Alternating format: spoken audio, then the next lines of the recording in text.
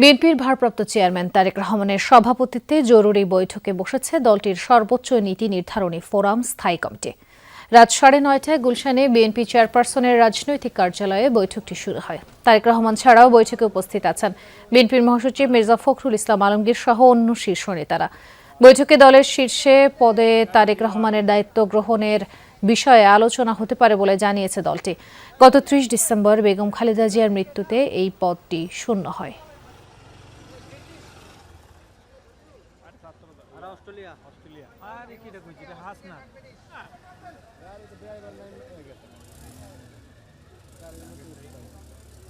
গুলশান কার্যালয়ে আছেন সহকর্মী ফয়সাল মাহমুদ। আরও জানাতে সরাসরি তিনি যোগ দেবেন আমাদের সঙ্গে। ফয়সাল, বৈঠক এখন কোন পর্যায়ে রয়েছে, বিস্তারিত আমাদের জানাবেন। তাজনীন, মূলত রাত 9:30টায় যে জরুরি বৈঠকটি শুরু হওয়ার কথা ছিল সেটি কিন্তু ঠিক 9:30টার পরপরই শুরু হয়েছে। সেখানে বৈঠকের সভাপতিত্ব করছেন বিএনপির ভারপ্রাপ্ত চেয়ারম্যান তারেক রহমান।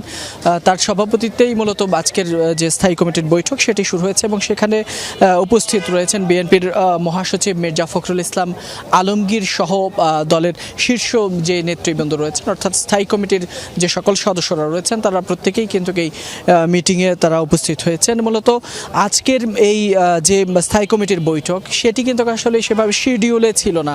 এটি কিন্তু জরুরি ভিত্তিতে মূলত তারেক রহমানই মিটিং কল করেছেন। তারপরেই মূলত সেটি গণমাধ্যম বা দলীয় সূত্রে আমরা জানতে পারি।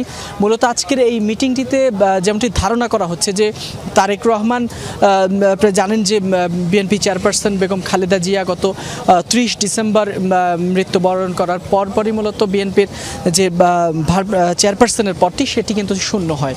ফলে একটি গুঞ্জন ছিল যে এই শূন্য পদে অটোমেটিক্যালি স্বয়ংক্রিয়ভাবে সেখানে তারেক রহমান ভারপ্রাপ্ত চেয়ারম্যান হিসেবে তিনি হয়তো চেয়ারম্যানের পদটিতে আসীন হবে। কিন্তু যেহেতু দলীয় সিদ্ধান্ত এখনো পর্যন্ত হয়নি, যার কারণে মূলত তাকে আনুষ্ঠানিকভাবে সেই সিদ্ধান্তটি বা সেই চেয়ারম্যানের জায়গাটি ঘোষণা করা হয়নি। তো ধারণা করা হচ্ছে মূলত আজকের এই বৈঠক থেকেই সেই শূন্য পদটি অর্থাৎ চেয়ারম্যানের পদটি মূলত আজকে হয়তো শূন্য চেয়ারম্যানের পদে তারেক রহমানের নাম ঘোষণা করা হতে যাচ্ছে এই বৈঠকের মধ্য দিয়ে। এছাড়া যেহেতু আগামী 11 জানুয়ারি মূলত তারেক রহমান প্রথমবারের মতো তিনি ঢাকার বাইরে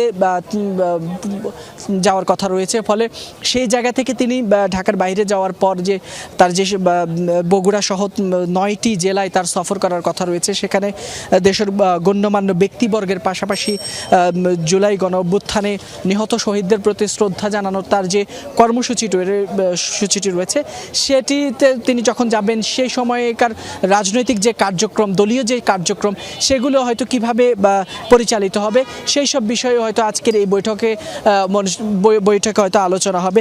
এর বাহিরেও যেহেতু জরুরি এই বৈঠকটি ডাকা হয়েছে, ধারণা করা হচ্ছে হয়তো তারেক রহমানের চেয়ারম্যানের পদের পাশাপাশি হয়তো আরও গুরুত্বপূর্ণ কিছু বিষয়ে আলোচনা করা হতে পারে।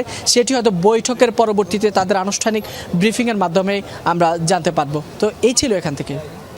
যুক্ত হওয়ার জন্য ধন্যবাদ ফয়সাল।